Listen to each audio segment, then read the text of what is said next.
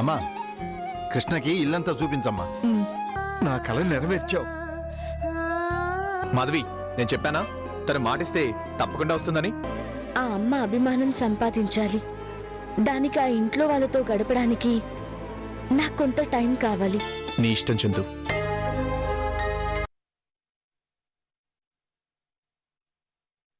అయ్యా చూసారా, అమ్మాయి గారు నన్ను నా వంటని ఎంత అవమానించారో. ఈ రోజు నేను వంటగదిలోకి రాను అంతే.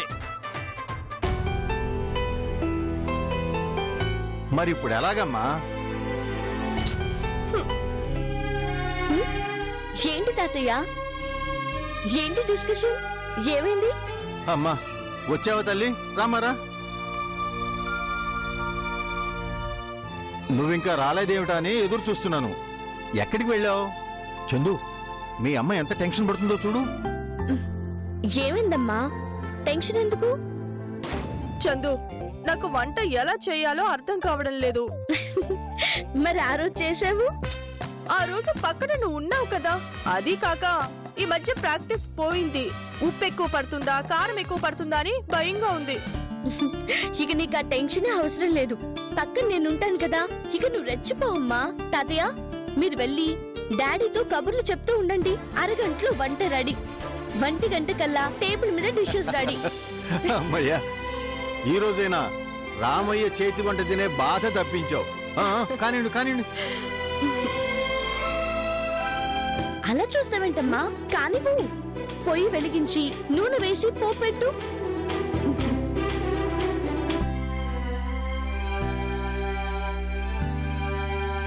అవును, ఎక్కడికి వెళ్ళావు చందు? నేనా?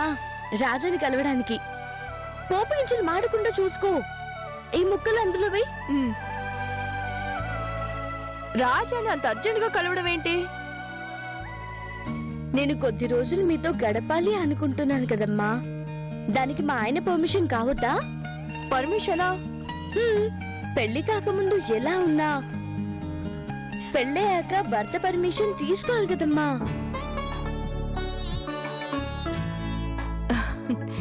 థ్యాంక్స్. ఎందుకమ్మా?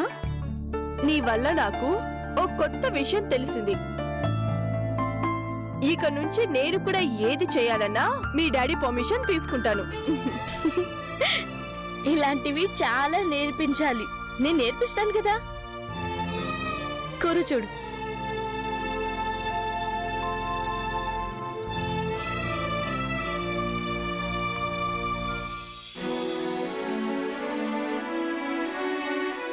డాడీ, తాతయ్య, రావాలి రావాలి, భోజనం రెడీ.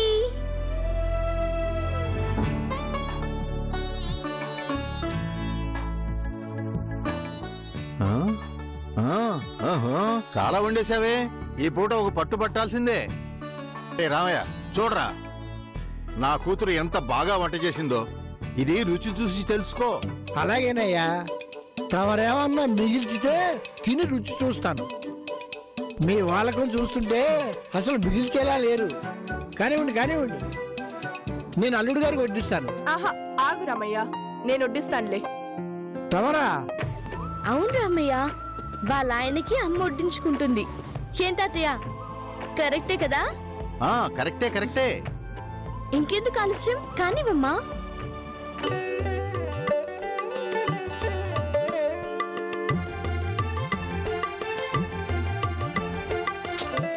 చాలు జయంతి.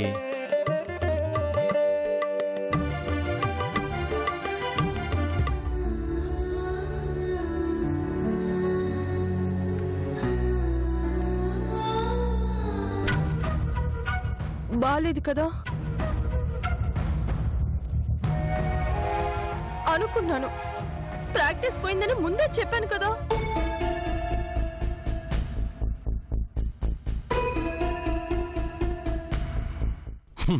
చాలా బాగుంది.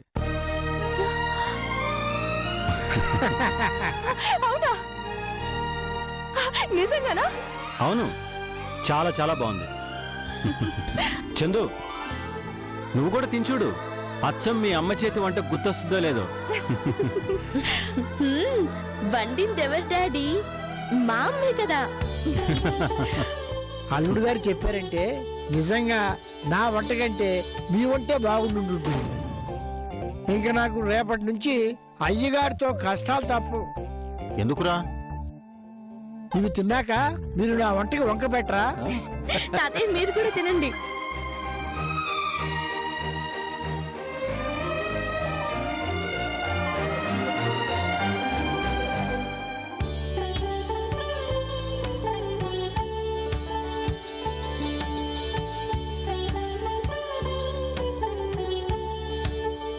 ఇంటికి ఎంత సందడి తీసుకొచ్చావు తల్లి. సందడి ఇది కాదు తాతయ్య, మా అమ్మా నాన్నలకు పెళ్లి చేశాను కదా, నేను వాళ్ళకి బిడ్డగా పుట్టి మనవరాలిగా మీ చేతిలోకి వచ్చి అప్పుడు మరింత సందడి చేస్తాను. అమ్మా చందు, ఎప్పటికైనా అదే నిజం కదా తాతయ్య. అలానికమ్మా.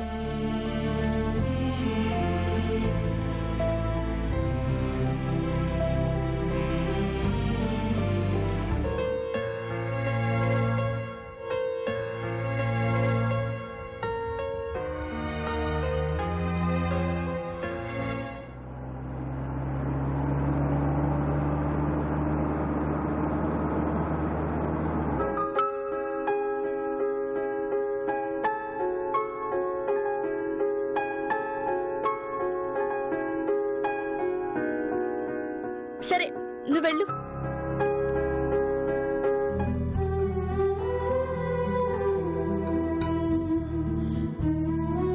చందు, నువ్వు ఒక్కదానివే వచ్చావా? అవును పెద్దమ్మా, రా లోపలికి వెళ్దాం.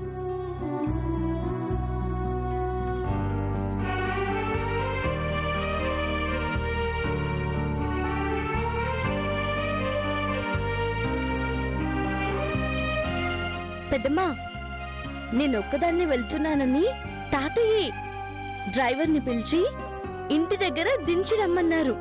అది సరేనమ్మా, మరి వాళ్ళిద్దరూ ఏరి? అక్కడే ఉండమని చెప్పొచ్చాను. మొదట మేము వస్తామనే అన్నారు, నేనే సర్ది చెప్పి ఉండమని చెప్పి వచ్చాను. రా కూర్చో. ఎందుకు ఉండమని చెప్పావు?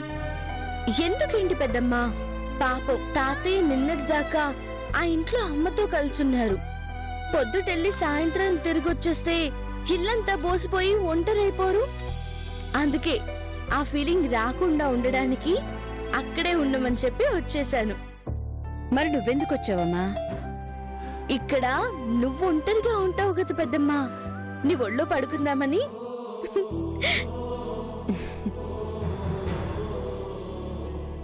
ఇంత చిన్న వయసులో అంత గొప్పగా నువ్వెలా ఆలోచిస్తావు చందు? నేనంత గొప్ప పని ఏం చేశాను పెద్దమ్మా? నువ్వు చేసినవన్నీ గొప్ప పనులు కావా? నీ వయసు పిల్లలు ఏవీ పట్టించుకోకుండా జీవితాన్ని ఎంత హ్యాపీగా గడపాలా అని ఆలోచిస్తారు. కానీ నువ్వు నీ వయసుకు మించిన ఆలోచనలు చేస్తావు. మీ నాన్నకు పెళ్లి చేశావు, రాజా జీవితం చక్కదిద్దాలని చూశావు. అటు రాజశేఖరం గారి గురించి ఆలోచించావు, ఆ చక్రవర్తి గారి కుటుంబాన్ని నిలబెట్టావు. ఈరోజు కూడా ఎదుటి వాళ్ల ఆనందం కోసం ఏం చేస్తే బాగుంటుంది అని ఆలోచిస్తావు. ఇంత గొప్పగా ఆలోచించటం ఎవరి వల్ల అవుతుంది చెప్పు? నేనందరిలాంటి ఆడపిల్లని కాదు కదా పెద్దమ్మా, అందరిలాగా నూరేళ్ళ ఆయుష్ లేనిదాన్ని కాబట్టి ఉన్నంతలో చేయాల్సిన పనులు గబగబా పూర్తి చేయాలని తాపత్రయపడుతున్నాను. అదే కదా నేను చేయగలిగింది. ఆ దేవుడు నీ మంచితనం చూసైనా నీకు నిండి జీవితాన్ని ఇవ్వాలమ్మా. ఈ జన్మకు కష్టమేమో పెద్దమ్మా, ఎందుకంటే నాకు ఆల్రెడీ వార్నింగ్ కాల్ కొట్టేశాడు ఆ దేవుడు. ఈ పుణ్యాలన్నీ మూట కట్టుకుంటే తర్వాత జన్మకైనా నాకు పూర్తి జీవితం ఇస్తాడేమోనని చిన్న ఆశ అంతే.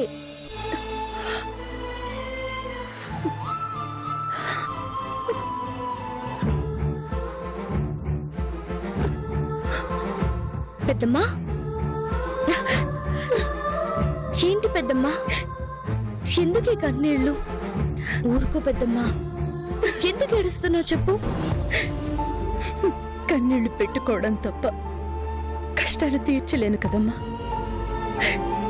చేయగలిగిందేమీ లేనప్పుడు మనిషి కన్నీళ్లను దిగమింగుకోవడం తప్ప ఏమీ చేయలేడు. ఎందుకు పెద్దమ్మా అలా బాధపడుతున్నావు? నేను వెళ్ళిపోతానన్నా.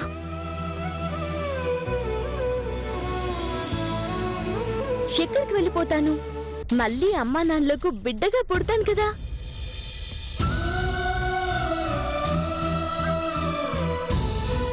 అసలు అమ్మా నాన్నలకు పెళ్లి చేసిందే అందుకు.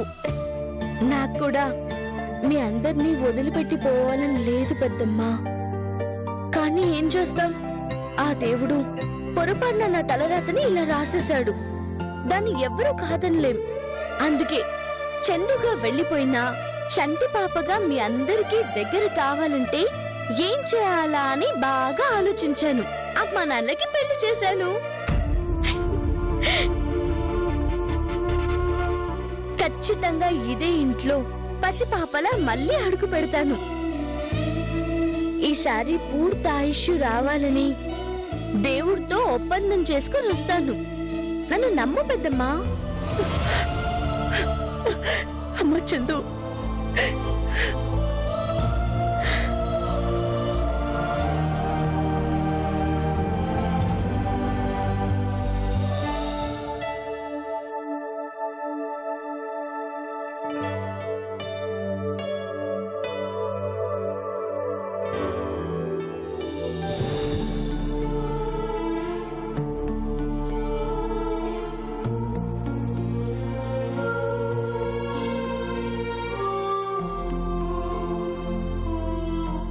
ఇంత చిన్న వయసులో ఎవరికి రాకూడని జబ్బు నాకొచ్చింది కదా.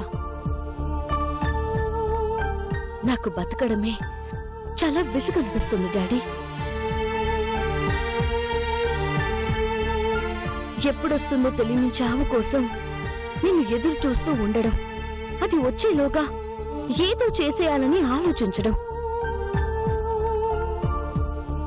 ఎలాగో చావు తప్పదు అని తెలిసాక ఆ చావు వీలైనంత త్వరగా వస్తే సరిపోతుంది కదా.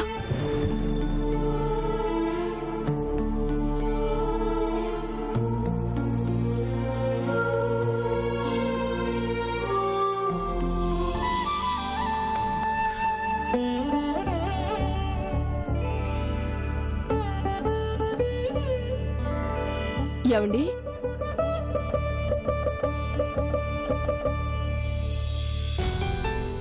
ఏమండి, ఏం ఆలోచిస్తున్నారు? ఏం లేదు. ఏం లేకుండా ఏదో లోకంలో ఎలా ఉంటారు? నేనొచ్చి పలకరించేదాకా కనీసం నా వైపు కూడా చూడలేదు.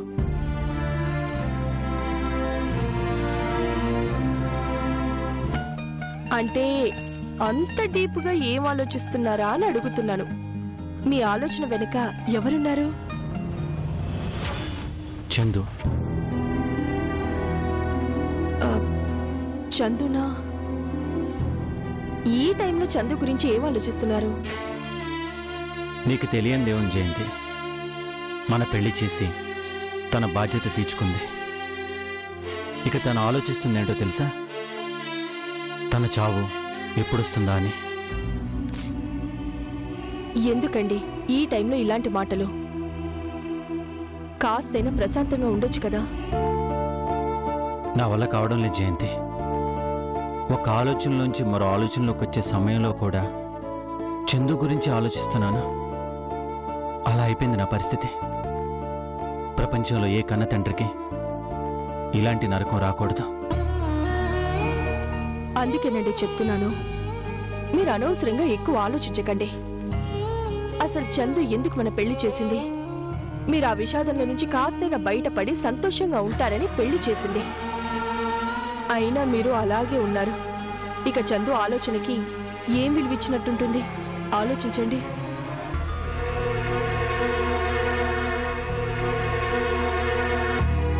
కాసేపు అందులో నుంచి బయటకొచ్చి హాయిగా నాతో కబుర్లు చెప్పండి. కొంతైనా మనశ్శాంతి దొరుకుతుంది కదా. సారీ జయంతి, నేను అందరిలాంటి మనిషిని కాదు. నాది అందరిలాంటి పరిస్థితి కాదు. ఏ రోజుకు ఆ రోజు నా కూతుర్ని బ్రతికించు దేవుడా అని కోరుకోవడంతోనే రోజుని బలవంతంగా నెట్టుకొస్తున్నాను.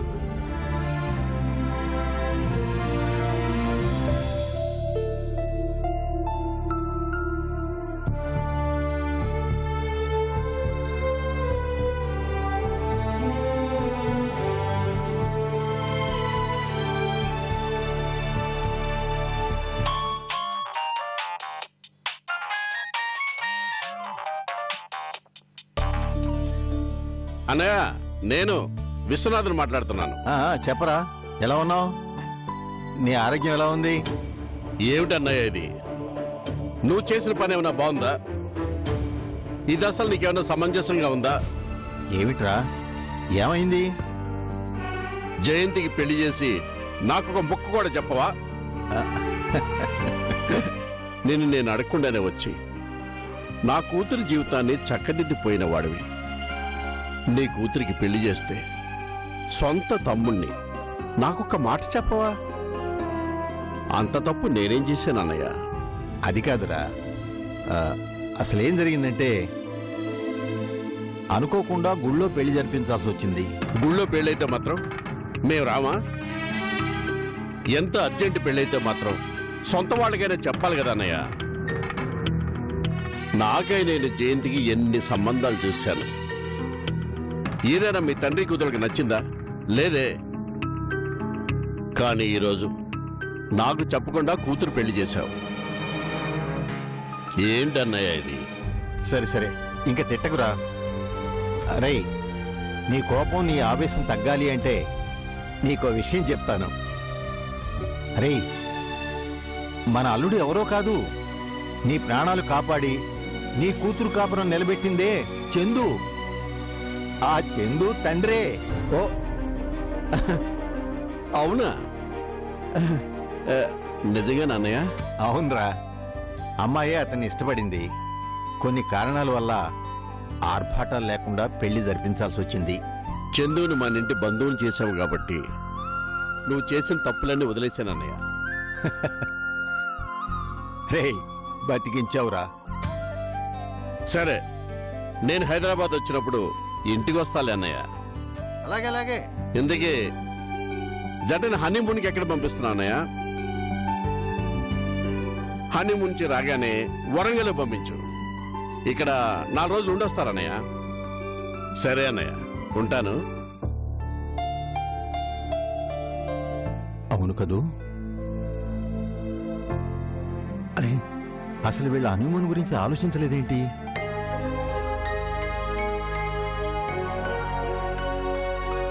అమ్మా జయంతి, ఒకసారి మీరిద్దరు ఇలా రండమ్మా. డాడీ పిలుస్తున్నారు, వెళ్దాం రండి.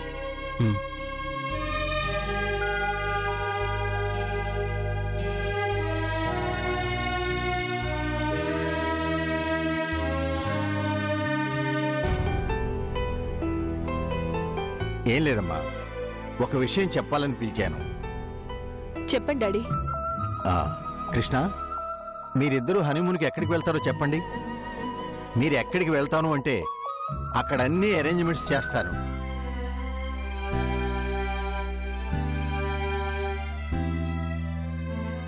హనీమూన్ కా? అవునమ్మా, మీ బాబాయ్ ఫోన్ చేసి అడిగే వరకు నాకు ఆ ఆలోచనే రాలేదు. చెప్పు కృష్ణ, ఎక్కడికి వెళ్తారు?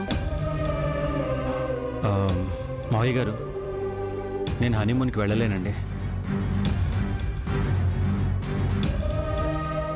నా పరిస్థితి మీకు తెలుసు. చందు గురించి ప్రతి క్షణం టెన్షన్ పడుతూ ఎక్కడికి వెళ్ళగలను చెప్పండి? 2-3 రోజులు అంతే కదా. ఒక్కరోజైనా నాకు టెన్షన్గానే ఉంటుంది జయంతి.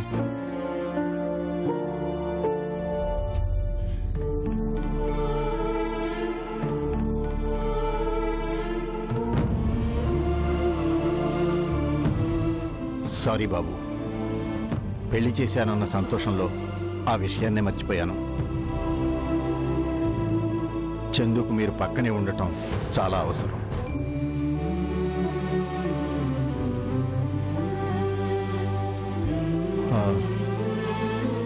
సారీ జయంతి, నిన్ను డిసప్పాయింట్ చేశాను. మన పరిస్థితి ఎలాంటిదో నీకు తెలుసు కదా, అర్థం చేసుకుంటావు అనుకుంటున్నాను.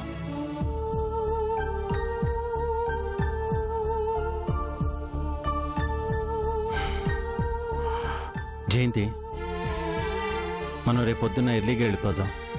ఈ రాత్రికి ఇక్కడే ఉండమన్న చందు వినకుండా వెళ్ళిపోయింది. అక్కడ తను ఎలా ఉందో ఏంటో. అక్కడ అక్కుంది కదండి, ఏదైనా అర్జెంట్ అయితే ఫోన్ చేస్తుంది లేండి. మీరు మరీ టెన్షన్ పెట్టుకోకండి.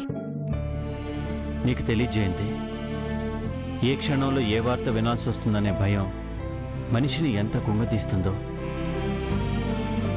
ఎక్కడా నిలబడినీదు, ఎక్కడ కూర్చొనివ్వదు.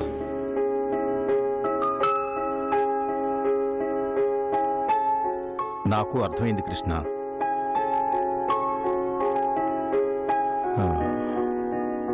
ఇది సందర్భం కాకపోయినా నేనొకటి అడగనా? చెప్పండి మావయ్య గారు.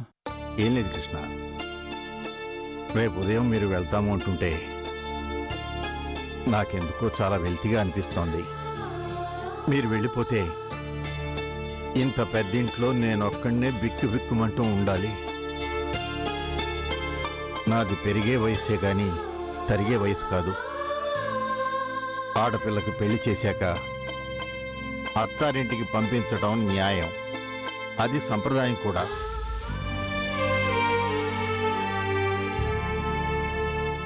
కానీ నాకు చిన్న కోరికుంది బాబు.